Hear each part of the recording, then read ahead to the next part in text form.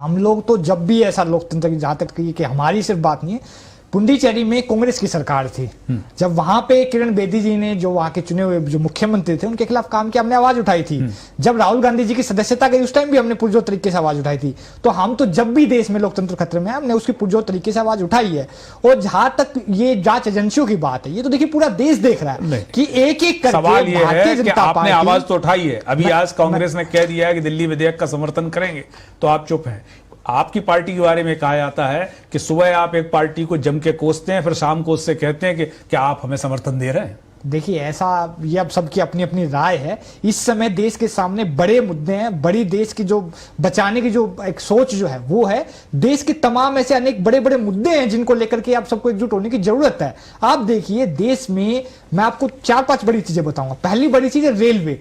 Railway Bharat की रीढ़ की हड्डी होती थी। भारतीय जनता पार्टी की सरकार बनी, इन्होंने एक एक करके जिस तरीके से भारतीय रेलवे को बर्बाद किया है। वंदे भारत ट्रेन तो चला दी, लेकिन देश का जो गरीब जो आदमी था उसका ट्रेन नहीं मिल रही। आप जाकर के देखिए एसी के जो डब्बे हैं उनमें भारी भीड़ है। देश के युवाओं की बात हो रही थी, रोजगार की बड़ी बड़ी इन्होंने बातें की, लेकिन प्राइवेटाइजेशन के नाम पर जिस तरीके से जब आप चुनाव लड़ रहे थे तो भ्रष्टाचार की इतनी मोटी फाइल बगल में लेके चलते थे, तो क्या आप कह रहे हैं कि नहीं अब सब कुछ ठीक है? मैं उस पर भी आ रहा हूं। मैं पहले एक बार खत्म कर दूं कि मुद्दों की जहां तक बात हुई, देश के युवाओं को 2 करोड़ रोजगार की बात हुई, वो रेलवे में सबसे ज्यादा वैकेंसीज हैं लेकिन फिर भी भर्ती नहीं हो। रेलवे के सबसे ज्यादा हादसे भारतीय जनता पार्टी की सरकार में हो रहे हैं, जो कि खुद बड़े विकास के दावे करती है। देश में महिलाओं की भारतीय जनता पार्टी बात करती है, इनके 51 विधायकों पर बलात्कार के मामले दर्ज हैं। भ्रष्टाचार की भारतीय जनता पार्टी बात करती है। मोदी जी का एक नया डिटर्जेंट पाउडर इन्होंने लॉन्च कर दिया जिसमें धोकर के हर भ्रष्टाचारी साफ हो जाता है। वेस्ट बंगाल में, मैं अभिषेक जी वैसे 1 मिनट लूंगा, वेस्ट बंगाल में इन्होंने नारायण राणे, शुभेंदु अधिकारी जैसे लोगों को साफ कर दिया।